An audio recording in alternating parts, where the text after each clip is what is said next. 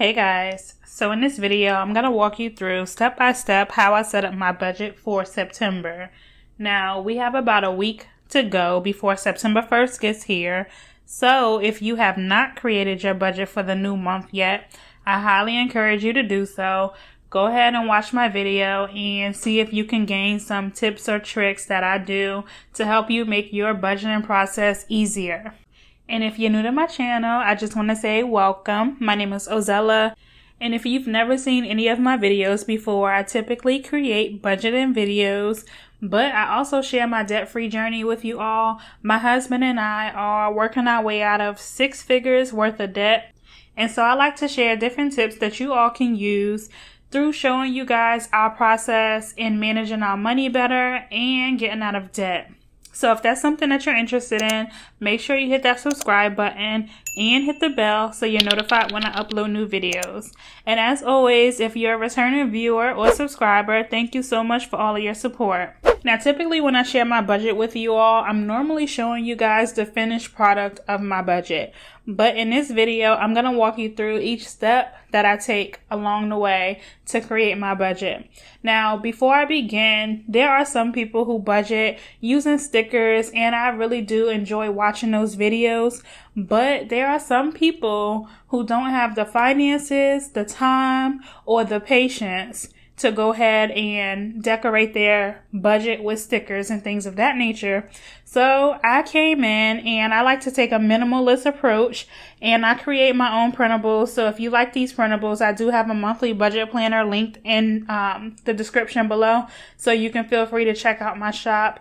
But just to give you kind of a clue as to what I'm using,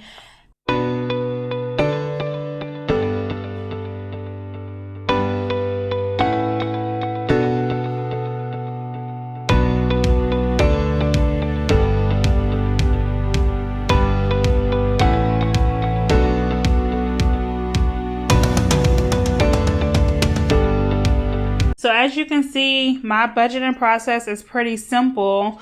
I don't do too much. I don't have a whole lot of time that I'm working with. So I created a printable set that I can use month in, month out. All I have to do is print a new one for the new month and just get to work. And this method works for me. Like I said, you can watch other videos and see, if you're new to budgeting, kind of watch and see what everybody else is doing to see if you can develop your own method based on what you see. So one of the first things that I like to do when I start my budget is write down any goals and notes or events that I have in the upcoming month, the month that I'm budgeting for. And so as far as goals, my goals are always pretty much similar. They're the same. However, this month I would like to challenge myself to have at least 10 no spend days. So that is going to be a challenge because most of the month me and my husband will be in Georgia. And then another goal that I have is to track our expenses daily. And one of the things that I did, I've been trying to figure out the best method to use to track our expenses each day. I kind of just created my own little expense tracker notebook using some tool discbound and some cardstock, as well as I created a little printable. I wish I had it in front of me so that I could show you guys. But I'm trying a new method out to see if that works better for us in tracking our expenses. I did create one for both my husband and I, so we'll see how it goes. And then as usual, I want to be able to pay at least $500 to $1,000 towards debt. And then as far as notes, this section I use for any notes, any reminders that I want to remember while I'm doing my budget, as well as events that are coming up that I want to make sure that I plan for when I create my budget. So I know that my mother-in-law's birthday is in September. And then my birthday is also in September. And then my husband and I are going to Georgia. And then one thing that I want to remember that I'm budgeting for this month that I don't normally budget for is my kids' subscriptions.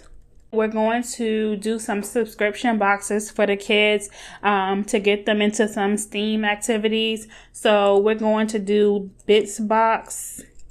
I think that's what it's called. And then also Kawiki Co. I don't know how to pronounce that. But anyway, the next thing I do is fill out my list of bills. So I normally write down all of my bills that are due. I write them down in chronological order from the first time that I'm paid in the month that I'm budgeting for. So for September, I'm paid on the 4th. So all of my bills will be from the 4th on. So what I'm going to do is actually spare you. I'm going to write down all of my bills and then I'm going to just come back.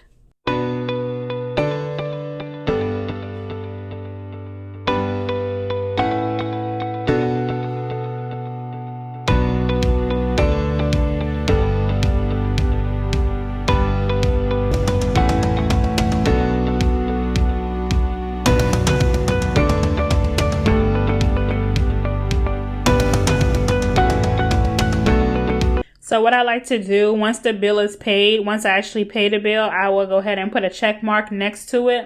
And then once that money leaves my account, I will circle it. And that just makes a note to myself that the money actually left my account.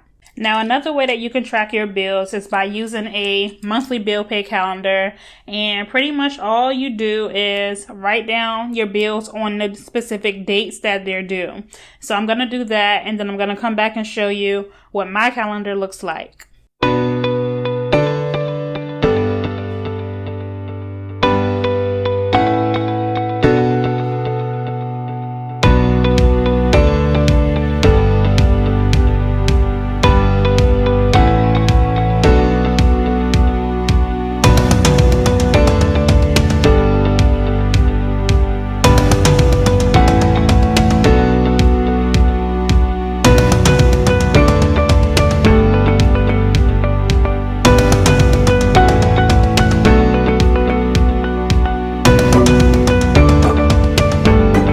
Hopefully you get a good view of this, but this is what my monthly calendar looks like.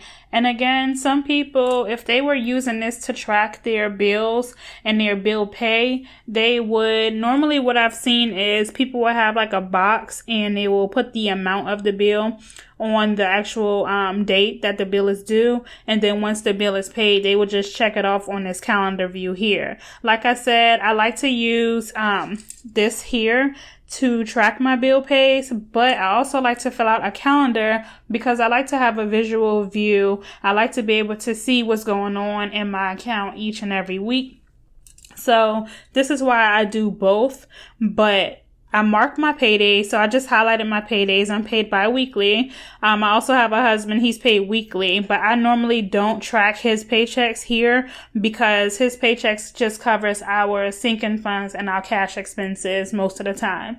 So my paychecks cover our main bills, and so that's why I track it on here.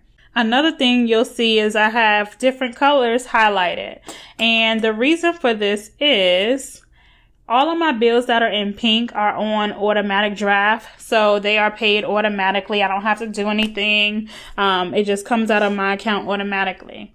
The ones that are in blue are the ones that I have to actually physically pay. And normally my Nelnet, Discover, and my Fed loan are normally auto draft. But right now I'm taking advantage of the CARES Act, that 0% interest, which ends in September if things haven't changed. But I'm using that money to pay towards my debt snowball for the month. That's why it's highlighted in blue. And then Discover, I'm just paying a little more on my Discover. And so I have to remember that I have to log in and change the amount so that the correct amount gets taken out. But if you notice that you're late on bills a lot, I would suggest that you put as many bills as you can on auto pay, auto draft. You can do it through your bank or you can do it through the individual companies. But it's just a good way to kind of save you some time. That way you don't even have to think about paying the bills. It just comes out automatically and you don't have to do much. So the next thing I do is I take this and basically create a monthly budget plan. Alright, so I'm going to just start by writing the month that I'm budgeting for, which is September. And then the first part of my process is the income. Now, I do have a full-time income, and then also my husband has a full-time income. And so what I like to do in the income part is only include income that I know is reliable, income that I know that I can count on receiving each month. And any additional income, I kind of see that as a bonus, and I'll budget for that then when it actually comes. But I would rather budget less than I'm actually going to receive than more and have to figure out what expenses I'm going to cut later on down the line. So I'm pretty conservative when it comes to our income. So for the budgeted amount, I would do $4,000 for myself and then $2,000 for my husband, which our budget or our income is normally around this amount anyway. The next thing I do is savings. Now, I have savings next because I wholeheartedly believe that you should be paying yourself first. Oftentimes, people wait until the end, wait until after all their bills are paid and try to figure out how much money they have left to put towards savings. That is not the way to go. You work too hard. You want to have something to show for the amount of work that you do each and every month. You don't want to just work to pay bills. You want to actually have a savings account, and this is going to help you save for different things, and it's going to prevent you from going deeper into debt because now you're going to have a savings account that you can lean on versus your credit cards. So my husband and I are doing a savings challenge this year. It's called the 2020 Savings Challenge. And it has us contributing $40 a week. And so by the end of the year, we would save $2,020. So for a monthly, that is $320. And I like to calculate the remaining because that just shows me how much money we have left after each category to work with. So after that, it is $5,680. Now we get to our regular expenses for the month. And so what I use is just my monthly bill list. I'll just go down the list and write down everything here. But one thing I do is I separate my debt expenses from my regular living expenses. As you can see here, it just says expenses and then it says debt. And the reason I do this is I like to know exactly how much we are wasting each month towards debt. And I say wasting because basically our debt is mistakes that we have made along our adult life. And this is money that could be going towards investments, could be going towards vacations or different things like that. And so I like to know how much we spend each month, and it kind of motivates me and pushes me to continue working at paying this debt off. And I like to see this number go down, not up. So that is why I separate my debt from my expenses. So I'm going to go ahead and fill these two out and then come back.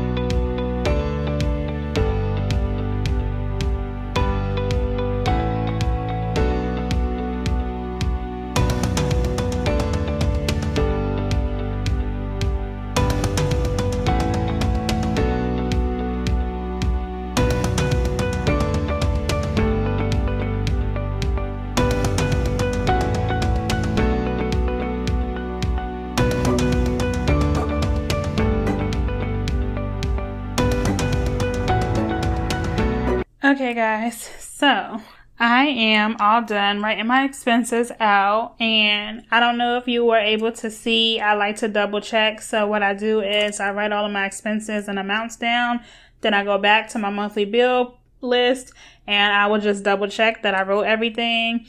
And then I also do my calculations twice because so many times I mess up on my calculations and don't catch it in time, and it just caused a big mess. So if you are not using a spreadsheet or something that can automatically calculate for you, I would highly suggest that you double check before you finalize your budget. So as you can see, after I calculate all of my expenses, my regular expenses and my debt expenses, we have $22.62 left to work with for our sinking funds and our cash expenses. And for debt, we are paying $15.60 towards debt and regular minimum payments for the month of September. And what I'm going to do is just highlight the Fed loan and the nail net, because that's just going to remind me that I'm putting that money towards the debt snowball and not actually paying that bill. So I just bring these numbers down here to the summary. So $6,000 for income, savings is $320. My regular expenses comes to $1,858. And then my debt expenses comes to $1,560. And the amount remaining here should match this one up here. So let me just make sure.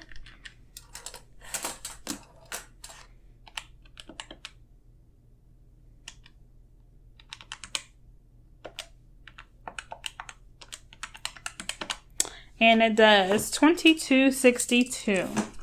So I have $2,262 left. I'm going to show you what my cash envelope budget and my sinking funds budget looks like. So I have groceries. That's something that I know we pay for each and every month. And I actually increased our budget a couple of months ago to $600. Household, I only budget $50 for that.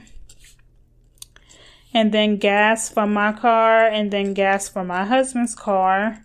I've been budgeting $30 a week, which ends up being $120 a month. And sometimes we do have extra money left over because we haven't been doing as much driving as we usually do with the pandemic going on. So what we normally do is transfer some of that money over, or transfer that money to another sinking fund. Some people would choose to put that money towards their debt snowball. It's entirely your choice. Then we have allowance, and that's $60. We started budgeting allowance for all three of our kids now. And then we're also adding a homeschool cash envelope.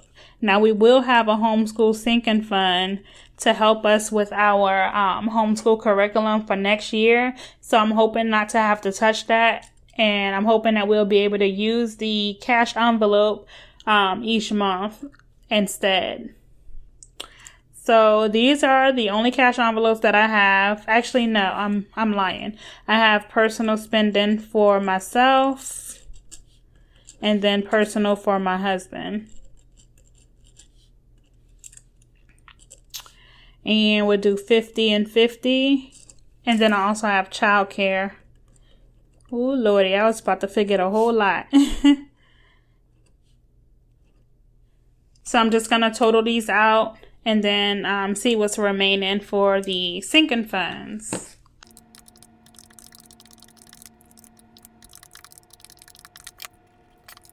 Out of the budget, we have $862 left. Now, I still want to have some money to put towards our debt snowball. So I am not going to budget our sinking funds to be the entire $862. I would love to be able to contribute more towards our sinking funds, but right now we're on a debt-free journey, so I pretty much stick to the necessities when it comes to our sinking funds. And then later on down the line, once we're debt-free, we will have more freedom to do as we please with our categories. So Christmas is the first sinking fund that we have, and we're budgeting $150 this month. Then I have car maintenance, and that's normally $100. And then family fund is $50. And then my homeschool sinking fund is going to be $100.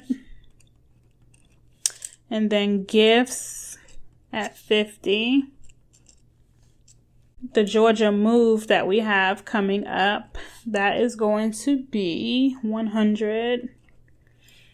And then my license is going to be $80. So I'm just going to total these up. All right, $630. So I have $1,400 here for the cash envelopes. And then $630 here.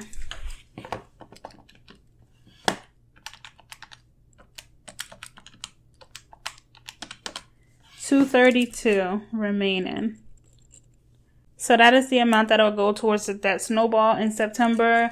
Now, mind you, we do want to get out of debt as quick as possible, but we're not doing gazelle intense. So if you are on a debt-free journey and you find that you're not contributing as much as you would like to towards your debt each month, then you can go and start cutting expenses out and kind of getting rid of all of your wants and only having the necessities in your budget. And that will create extra room in your budget to be able to have to throw at your debt snowball. But because we are choosing to continue to remain living comfortably without going overboard, we are choosing to not do that. So just to recap, the first thing I do is write out my goals for the month, and then I also write out any events or any expenses that I want to keep in mind when I create my budget. The next thing I do is create a list of all of my monthly bills. I note the bill name, the due date, and then the amount. And then I also take the same bill list and transfer it over to a bill pay calendar, which I like to color code, which helps me be able to see exactly what's going on each week. Then I take that and I create a monthly bill spread out of it. I do my income, savings, my regular expenses, then my debt expenses, and kind of do a summary to see what's remaining for my cash envelopes and my sinking funds. Now, when it comes to my cash envelopes and my sinking funds, I won't budget the entire remaining amount because I do want to have something to put towards debt each month. And so again, when I do the sinking funds, I pretty much stick to the necessities when it comes to our sinking funds, and I try not to go overboard when it comes to our cash expenses. So that is how I set up my budget each month. I also create a paycheck budget. So I budget by paycheck. I'm paid bi-weekly and my husband is paid weekly. And so I plan to show you all how I'm going to budget by paycheck as well with those two different types of paychecks. So if you're interested in seeing what that process looks like, you'll have to subscribe to the channel and hit the bell so you'll be notified when I do upload that video. But I hope I was able to give you guys some tips that you guys can use to refine your budgeting process. And again, if you're interested in any of these printables, there is a link in the description, so feel free to check it out. And I appreciate all of your support. So until next time, guys. Bye.